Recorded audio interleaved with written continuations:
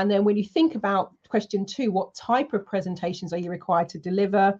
If you know where you're heading, it may be that you can see what's coming. So someone, for example, who's doing this program has their own business, and one of the things they know they want to do more of, or it's going to be a requirement, shall we say, if they really want to go to the next level, is speaking to the press and the media about the company and what they do. So that's where they know they're heading in the future. And number 3, what do you anticipate delivering in the future? So it could be, you're like, nah, nothing on the cards at the moment, but think about where you'd like to be, what you'd like to be doing, what you'd love to be doing, and what do you anticipate would be required in terms of speaking, presenting, communicating, etc. So past and current experience, and you can rate that on a scale of 1 to 10. 0 equals no experience, 10 equals all the time.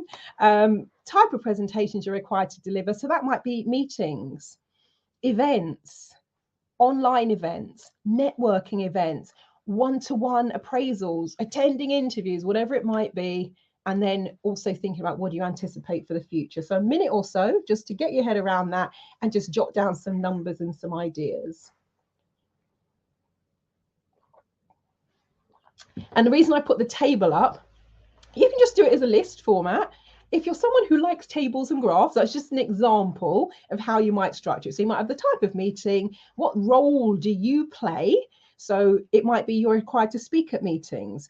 If you go to events, it might be you're in the audience. And 0 out of 10 means when they say, anyone want to feedback? Does anyone have a question? Rather than raising your hand and participating, you sit there like, no, not saying a word, not going to do this, not going to participate, not going to play. So that will be 0 out of 10. But if you're someone, when you're in the audience at an event, you always interact, you're asking questions, and give that your score. You know how much you're participating.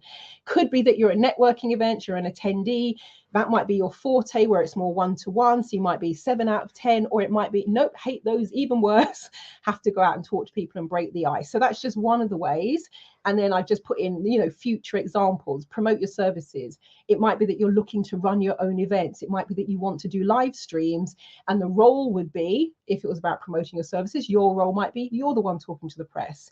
If you're running events, you may be the one leading. If it's about live streaming, you might be presenting, or you might be a guest on someone else's live stream or podcast, for etc. So really have a think about this one. The future anticipation piece is important because it may then shape some of the questions you ask while you have the opportunity to be here